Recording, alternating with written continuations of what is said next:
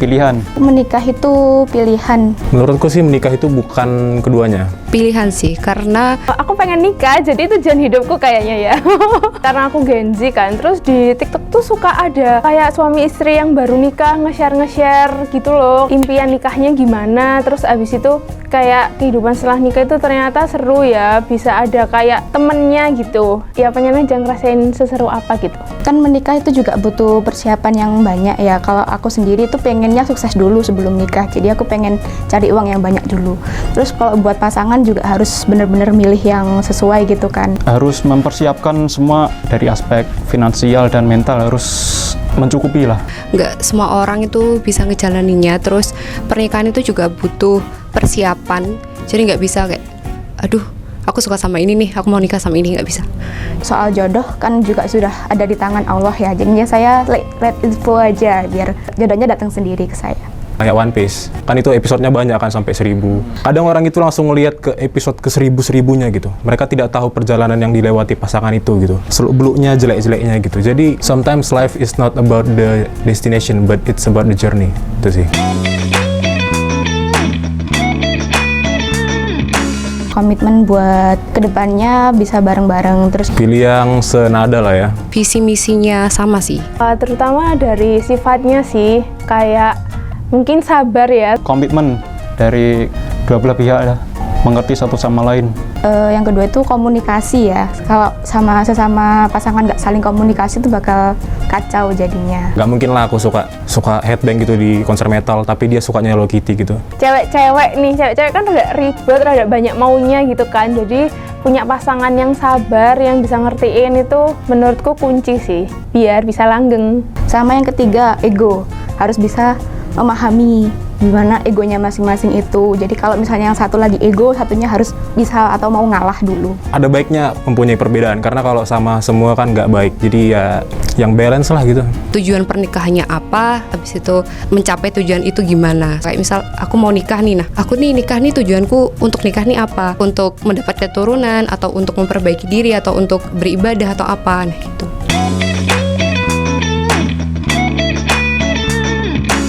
Pernikahan yang menginspirasi Pernah sih. Pernah sih, tapi lihatnya itu di TikTok gitu loh, yang megah-megah gitu loh, yang kayak bisa mencapai pernikahan yang megah itu dari kayak tabungannya mereka sendiri gitu loh. Kan ada beberapa tuh yang kayak pernikahan tuh dari, misalnya nih dari uangnya cowoknya atau ceweknya atau orang tuanya mereka berdua gitu-gitu. Tapi kalau dari tabungan kan kayak cukup menginspirasi buat orang-orang yang mau nikah. Dari saudara saya, itu paman saya ya, menikah itu 10 tahun lebih, tapi komunikasinya dan keluarganya itu tetap harmonis dan tetap menjaga bercanda satu sama lain gitu loh, saling asik sama keluarganya gitu. Kalau ada masalah apa-apa ke keluarganya, cerita ke keluarganya, semua diputuskan sama keluarganya gitu. TikTok itu ada pernikahan yang kalau sekarang kan kadang masih banyak ya yang pakai adat-adat dari Jawa gitu kan. Nah ini tuh ada pernikahan yang nggak ribet-ribet kayak gitu, jadinya nggak pakai adat-adat gitu, jadi langsung kayak lebih simple gitu, modern. Mungkin Anang sama Ashanti mungkin. Kayak Anang nggak mendapatkan jodoh itu di tangan Syahrini, dia langsung pindah ke Ashanti, jadinya duet gitu, tetap duet. pernikahan bapak sama ibu saya yang bucin akut. Bapak dulu pernah mau nikah sama orang, tapi gagal karena ada yang namanya weton. Habis itu gagal, terus sama ibu saya tuh saya tanyakan, Pak, Bapak pernah nggak sih kayak gamon gitu sama si mantannya? Kebetulan mantannya tuh rumahnya tuh belakang rumah ibu. Bapak kesana, terus ibu bilang gini, susulan bapakmu. Terus aku pernah tanya ke bapak kan, pernah nggak sih gamon sama yang itu? Bapak bilang gini, enggak pernah, kalau dibuka dadaku isinya hanya nama ibumu gitu.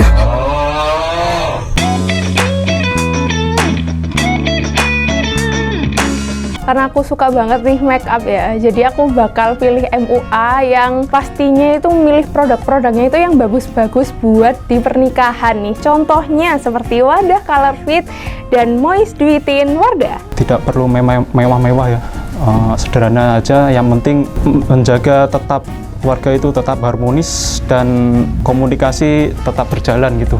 Kalau untuk mewah atau enggaknya sih itu kayaknya tergantung ya. Tapi aku pengennya yang sederhana-sederhana aja. Kayak misalnya nih akadnya di masjid aja gitu. Aku pengennya akadnya di masjid gitu sih. Resepsi kan kayak resepsi tuh nggak jadi utamanya kan, yang penting kan akadnya gitu sih. Aku pengen pernikahan yang tema outdoor sih. Jadi kayak di taman gitu mungkin ya, kayak temanya tema pernikahan yang di taman-taman banyak bunga gitu. Mungkin kalau bisa ke dunia-dunia yang misalnya ada di film gitu kan, ke tempat itu, di masa itu juga seperti film-film romantis lah gitu, kayak Before Sunrise, mungkin ya kayak di Vienna. Kemungkinan besar tidak akan terjadi, tapi kan mimpi kan ya sampai ke langit pun jadi kan. Ingin pernikahan kayak itu, Dina Haura sama Hawariun. Itu sederhana sih nikahnya kayak di masjid gitu. Tapi kayaknya nggak boleh deh, karena kejawen keluargaku.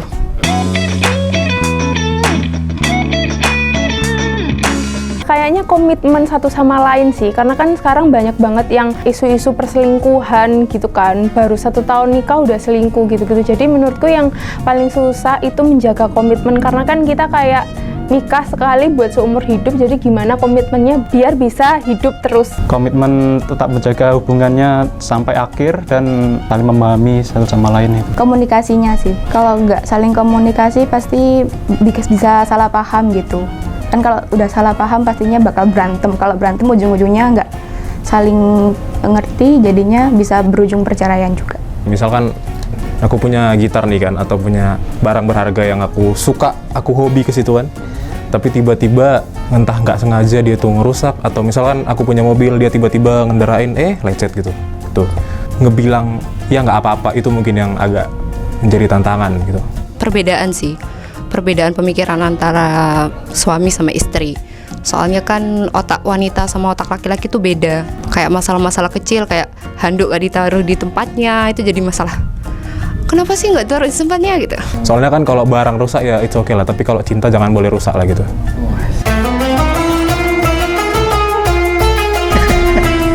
Nah, anak-anak seusia remaja ini punya angan-angan dan harapan tentang kehidupan mereka sebagai pasangan laki-laki dan perempuan.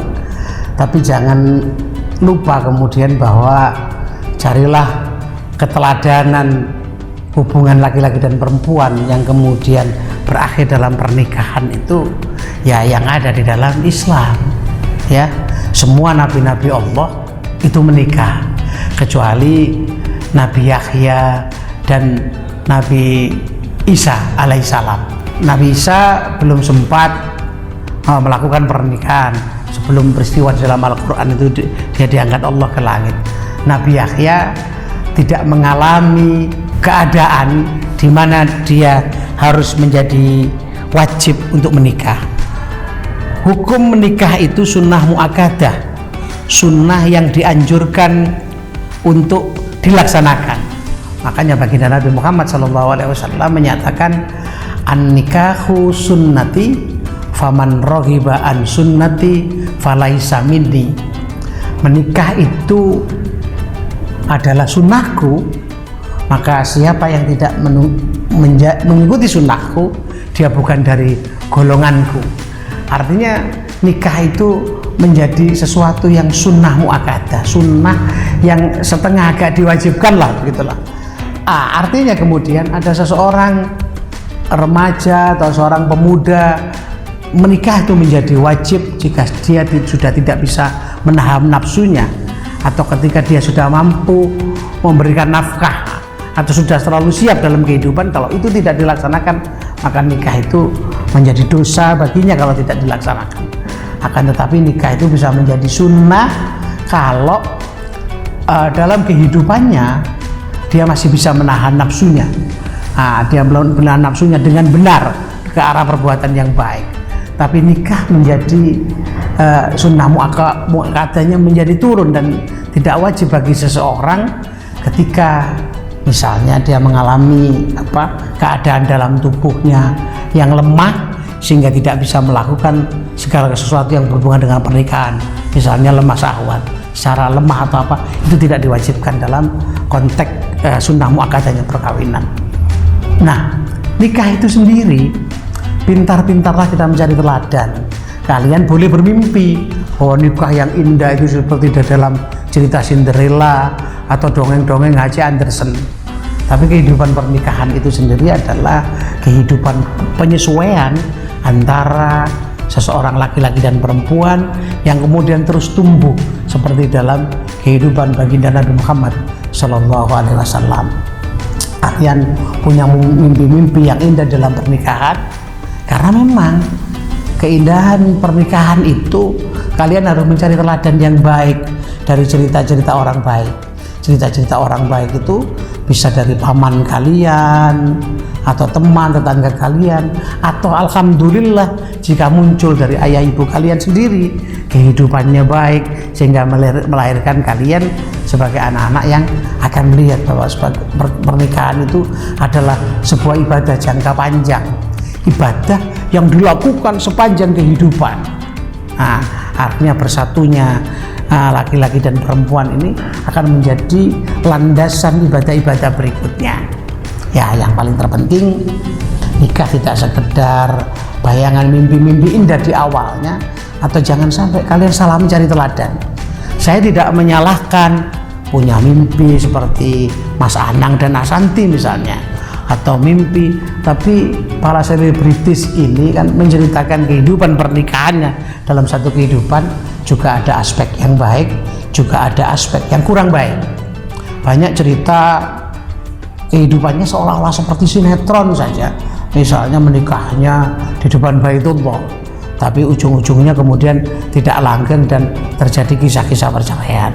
Saya tidak menyatakan bahwa para selebriti itu tidak ada keteladannya, tetapi carilah teladan kemudian yang memberikan teladan-teladan kebaikan, dan teladan kebaikan itu niscaya bisa kalian lihat dari kehidupan baginda Nabi Muhammad SAW. Pernikahan indah Nabi Muhammad SAW dengan Siti Khadijah binti Khuwailid itu merupakan kisah pernikahan yang paling indah. Baginda Nabi Muhammad di usia 25 tahun belum menjadi nabi, maka rasa cinta yang tumbuh kepada Khadijah, seorang janda kaya raya yang berusia 40 tahun, itu adalah dikisahkan sebuah inspirasi spiritual. Nabi Muhammad membayar maharnya kepada Siti Khadijah itu 200 ekor unta, bukan seperangkat alat sholat seperti yang selalu dilakukan oleh teman-teman ini, ya kan? Lah, kalau 200 ekor unta, tanya ke Taman Safari, berapa harga unta satu ekor? Kalau yang paling kecil, yang paling murah 25 juta, kalikan 200 kali 25 juta. Wah, angkanya bisa sampai 3,45 miliar. Loh, bagaimana kira-kira? Ada mahar pernikahan yang hanya seperangkat alat sholat, tapi 3,4 miliar. Bisa dong. Gimana caranya? Ya, saya terima nikahnya Alia binti Mukidin dengan mas kawin seperangkat alat sholat beserta masjid dan jamaahnya. Wah, 3,4 miliar itu.